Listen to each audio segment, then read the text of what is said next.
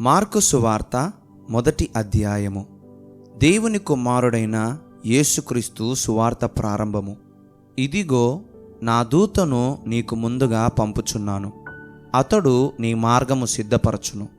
ప్రభువు మార్గము సిద్ధపరచుడి, ఆయన త్రోవలు సరళము చేయుడని అరణ్యములో కేకవేయుచున్న ఒకని శబ్దము అని ప్రవక్త అయిన యెషయా చేత వ్రాయబడినట్టు, బాప్తిస్మమిచ్చు యోహాను అరణ్యములో ఉండి పాపక్షమాపణ నిమిత్తము మారుమనస్సు విషయమైన బాప్తిస్మము ప్రకటించుచూ వచ్చెను.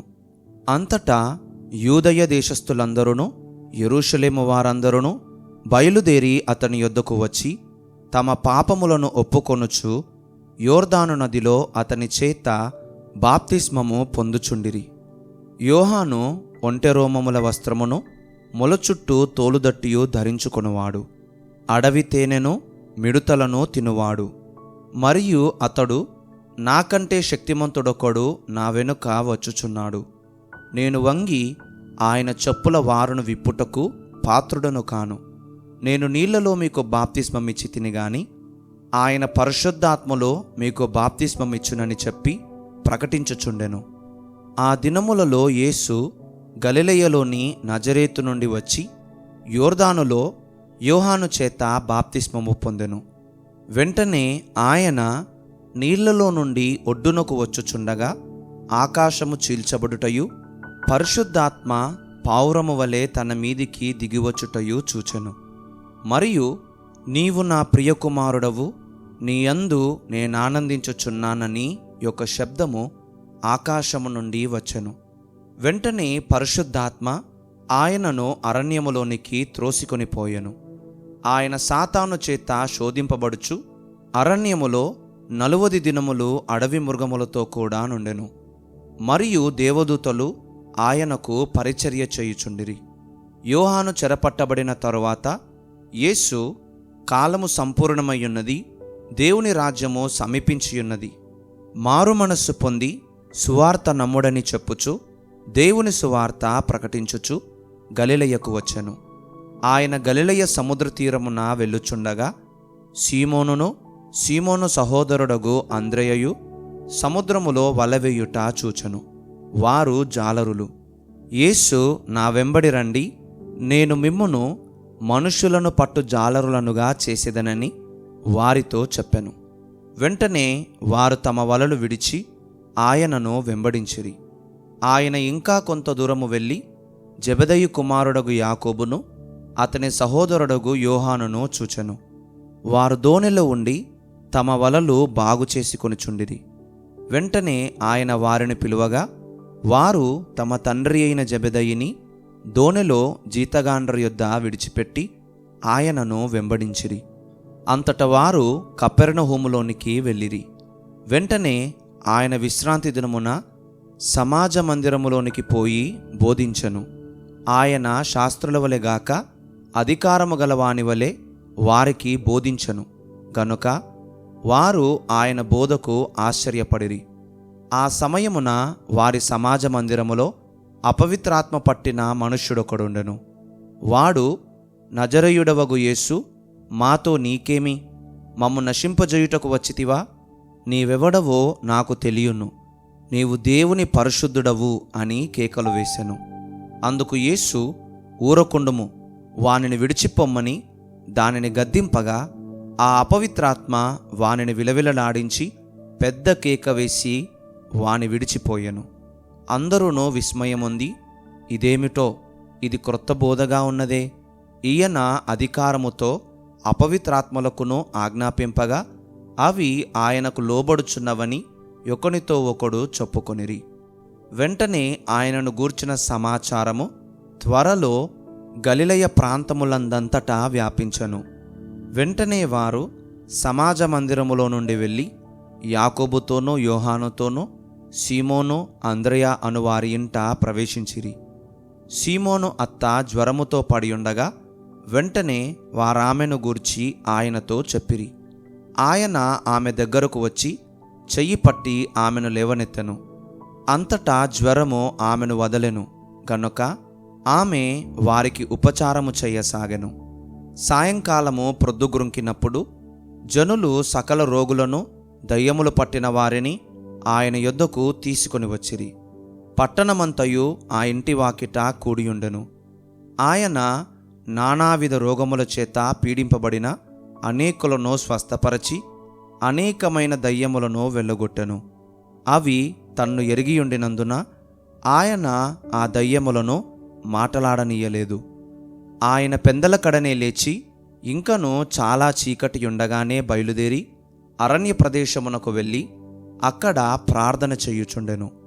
సీమోనును అతనితో కూడా నున్నవారును ఆయనను వెదకుచూ వెళ్ళి ఆయనను కనుగొని అందరూ నిన్ను వెదకుచున్నారని ఆయనతో చెప్పగా, ఆయన ఇతర సమీప గ్రామములలోనూ నేను ప్రకటించున్నట్లు వెళ్ళుదము రండి, ఇందు నిమిత్తమే గదా నేను బయలుదేరి వచ్చి తినని వారితో చెప్పెను. ఆయన గలిలయ యందంతటా వారి సమాజ మందిరములలో ప్రకటించుచు దయ్యములను వెళ్ళగొట్టుచూ నుండెను. ఒక కుష్ఠరోగి ఆయన యొద్దకు వచ్చి ఆయన ఎదుట మోకాళ్ళుని, నీకిష్టమైతే నన్ను శుద్ధినిగా చేయగలవని ఆయనతో చెప్పి ఆయనను వేడుకొనగా, ఆయన కనికరపడి చెయ్యి చాపి వానిని ముట్టి, నాకిష్టమే, నీవు శుద్ధుడవు కమ్మని వానితో చెప్పెను. వెంటనే కుష్ఠరోగము వానిని విడిచెను గనుక వాడు శుద్ధుడాయను. అప్పుడాయన, ఎవనితోనో ఏమీ చెప్పకు సుమి, కాని నీవు వెళ్ళి వారికి సాక్షార్థమై నీ దేహమును యాజకునికి కనబరుచుకొని నీవు శుద్ధుడవైనందున మోషే నియమించిన కానుకలను సమర్పించుమని వానికి ఖండితముగా ఆజ్ఞాపించి వెంటనే వానిని పంపివేశెను. అయితే వాడు వెళ్ళి దాని గూర్చి విస్తారముగా ప్రకటించుటకును ఆ సంగతి ప్రచురము చేయుటకును ఆరంభించెను గనుక ఆయన ఇక పట్టణములో బహిరంగముగా ప్రవేశింపలేక వెలుపల అరణ్య ప్రదేశములలో నుండెను. నలుదిక్కుల నుండి జనులు ఆయన యొద్దకు వచ్చుచుండిరి. మార్కు సువార్త 2వ అధ్యాయము. కొన్ని దినములైన పిమ్మట ఆయన మరల కపెర్నహూములోనికి వచ్చెను. ఆయన ఇంట ఉన్నాడని వినవచ్చినప్పుడు అనేకులు కూడివచ్చిరి గనుక వాకిటనైనను వారికి స్థలము లేకపోయెను. ఆయన వారికి వాక్యము బోధించుచుండగా కొందరు పక్షవాయువు గల ఒక మనుష్యుని 4 చేత మోయించుకొని ఆయన యొద్దకు తీసుకొని వచ్చిరి. చాలామంది కూడియున్నందున వారాయన యొద్దకు చేరలేక ఆయన యున్న చోటికి పైగా ఇంటి కప్పు విప్పి సందు చేసి పక్షవాయువు గల వానిని పరుపుతోనే దింపిరి. యేసు వారి విశ్వాసము చూచి, కుమారుడా, నీ పాపములు క్షమింపబడియున్నవని పక్షవాయువు గల వానితో చెప్పెను. శాస్త్రులలో కొందరు అక్కడ కూర్చుండియుండిరి. వారు, ఇతడు ఇట్లెందుకు చెప్పుచున్నాడు? దేవదూషణ చేయుచున్నాడు గదా. దేవుడొక్కడే తప్ప పాపమును క్షమింపగలవాడెవడని తమ హృదయములలో ఆలోచించుకొనిరి. వారు తమలో తాము ఈలాగున ఆలోచించుకొనుట యేసు వెంటనే తన ఆత్మలో తెలిసికొని, మీరీలాంటి సంగతులు మీ హృదయములలో ఎందుకు ఆలోచించుకొనుచున్నారు? ఈ పక్షవాయువు గలవానితో నీ పాపములు క్షమింపబడి ఉన్నవని చెప్పుట సులభమా? నీవు లేచి నీ పరుపెత్తుకొని నడువుమని చెప్పుట సులభమా? అయితే పాపములు క్షమించుటకు భూమి మీద మనుష్య కుమారునికి అధికారము కలదని మీరు తెలిసికొనవలనని వారితో చెప్పి, పక్షవాయువు గలవానిని చూచి, నీవు లేచి నీ పరుపెత్తుకొని ఇంటికి పొమ్మని నీతో చెప్పుచున్నానెను. తక్షణమే వాడు లేచి పరుపెత్తుకొని వారందరి ఎదుట నడిచిపోయెను గనక వారందరూ విభ్రాంతి నొంది, మన మీలాటి కార్యములను ఎన్నడూనూ చూడలేదని చెప్పుకొనుచు దేవుని మహిమపరచిరి. ఆయన సముద్ర తీరమున మరలా నడచిపోవుచుండెను. జనులందరూ ఆయన యొద్దకు రాగా ఆయన వారికి బోధించెను. ఆయన మార్గమున వెళ్ళుచు సుంకపు మెట్టునొద్ద కూర్చున్న అల్ఫయి కుమారుడగు లేవిని చూచి, నన్ను వెంబడించుమని అతనితో చెప్పగా అతడు లేచి ఆయనను వెంబడించెను. అతని ఇంట ఆయన భోజనమునకు కూర్చుండి ఉండగా సుంకరులను పాపులను అనేకులు యేసుతోనూ ఆయన శిష్యులతోనూ కూర్చుండి ఉండిరి. ఇట్టివారనేకులుండిరి. వారాయనను వెంబడించువారైరి.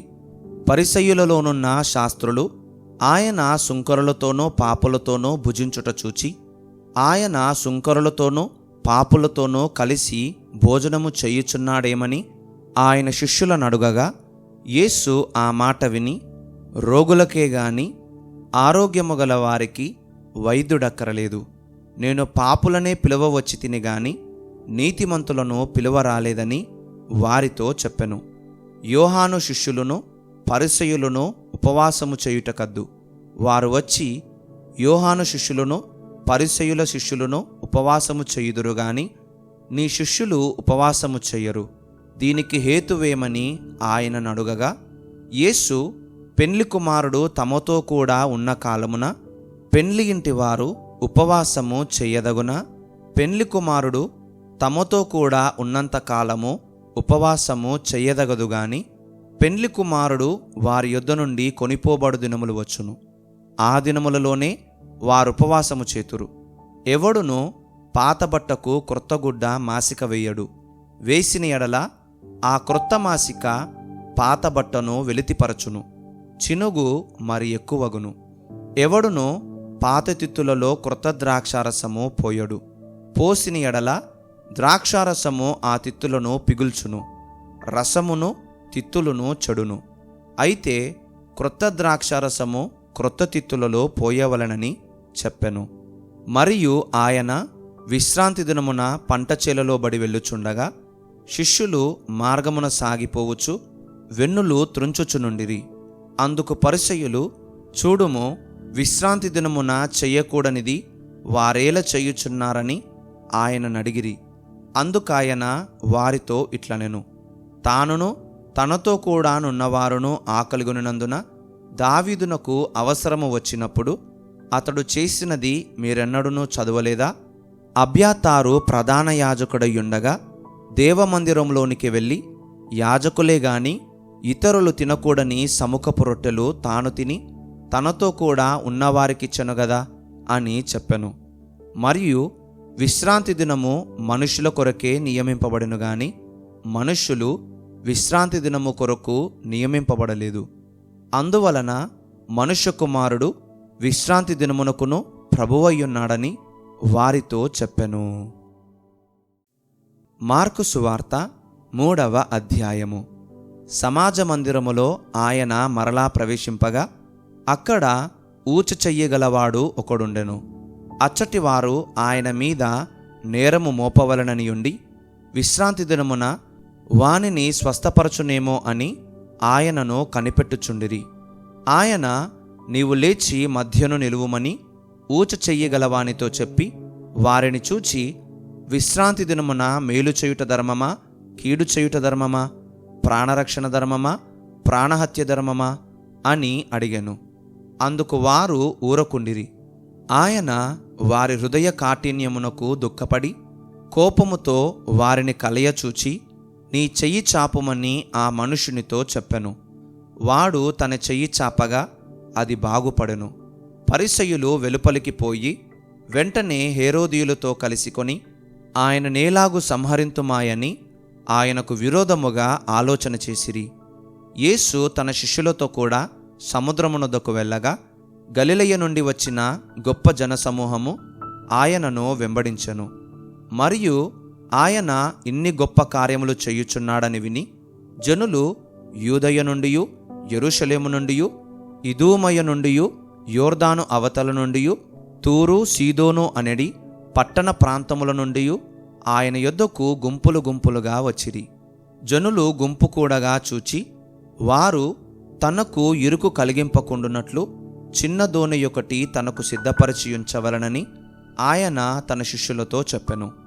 ఆయన అనేకులను స్వస్థపరచెను గనుక రోగపీడితులైన వారందరూ ఆయనను ముట్టుకొనవలనని ఆయన మీద పడుచుండిరి. అపవిత్రాత్మలు పట్టినవారు ఆయనను చూడగానే ఆయన ఎదుట సాగిలపడి, నీవు దేవుని కుమారుడవని చెప్పుచు కేకలు వేసిరి. తన్ను ప్రసిద్ధి చేయవద్దని ఆయన వారికి ఖండితముగా ఆజ్ఞాపించెను. ఆయన కొండెక్కి తనకిష్టమైన వారిని పిలువగా వారాయన యొద్దకు వచ్చిరి. వారు తనతో కూడా ఉండునట్లును దయ్యములను వెళ్ళగొట్టు అధికారము గలవారై సువార్త ప్రకటించుటకును వారిని పంపవలనని ఆయన 12 మందిని నియమించెను. వారెవరనగా, ఆయన పేతురును పేరు పెట్టిన సీమోను, జెబెదయి కుమారుడగు యాకోబు, అతని సహోదరుడగు యోహాను. వీరిద్దరికీ ఆయన బోయనేర్గెస్ అను పేరు పెట్టెను. బోయనేర్గెసు అనగా ఉరిమెడు వారని అర్థము. అంద్రెయ, ఫిలిప్పు, బర్తొలొమయి, మత్తయి, తోమా, అల్ఫయి కుమారుడగు యాకోబు, తద్దయి, కనానీయుడైన సీమోను, ఆయనను అప్పగించిన ఇస్కరియోతు యూదా అనువారు. ఆయన ఇంటిలోనికి వచ్చినప్పుడు జనులు మరలా గుంపు కూడి వచ్చిరి గనుక భోజనము చేయుటకైనను వారికి వీలు లేకపోయెను. ఆయన ఇంటివారు సంగతి విని ఆయన మతి చెల్లించియున్నదని చెప్పి ఆయనను పట్టుకొనబోయిరి. యెరూషలేము నుండి వచ్చిన శాస్త్రులు, ఇతడు బయల్జెబూలు పట్టినవాడై దయ్యముల అధిపతి చేత దయ్యములను వెళ్ళగొట్టుచున్నాడని చెప్పిరి. అప్పుడాయన వారిని తన యొద్దకు పిలిచి ఉపమాన రీతిగా వారితో ఇట్లనెను. సాతాను నేలాగు వెళ్ళగొట్టును? ఒక రాజ్యము తనకు తానే విరోధముగా వేరుపడిన ఎడల ఆ రాజ్యము నిలువనేరదు.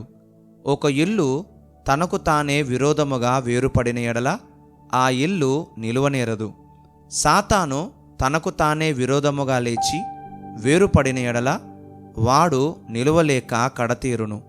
ఒకడు బలవంతుడైన వానిని మొదట బంధించితేనే తప్ప ఆ బలవంతుని ఇంటజొచ్చి వాని సామాగ్రి దోచుకొననేరడు. బంధించిన ఎడల వాని ఇల్లు దోచుకొనవచ్చును. సమస్త పాపములను మనుష్యులు చేయు దూషణలన్నీయు వారికి క్షమింపబడును గాని పరిశుద్ధాత్మ విషయము దూషణ చేయువాడెప్పుడునూ క్షమాపణ పొందక నిత్యపాపము చేసిన వాడయుండునని మీతో నిశ్చయముగా చెప్పుచున్నానెను. ఎందుకనగా ఆయన అపవిత్రాత్మ పట్టినవాడని వారు చెప్పిరి. ఆయన సహోదరులను తల్లియు వచ్చి వెలుపల నిలిచి ఆయనను పిలువనంపిరి. జనులు గుంపుగా ఆయన చుట్టూ కూర్చుండిరి. వారు, ఇదిగో నీ తల్లియు నీ సహోదరులను వెలుపల ఉండి నీ కోసరము వెదకుచున్నారని ఆయనతో చెప్పగా, ఆయన నా తల్లి నా సహోదరులు ఎవరని తన చుట్టూ కూర్చున్న వారిని కలయచూచి, ఇదిగో నా తల్లియు నా సహోదరులను, దేవుని చిత్తము చొప్పున జరిగించువాడే నా సహోదరుడును సహోదరియు తల్లియునని చెప్పెను.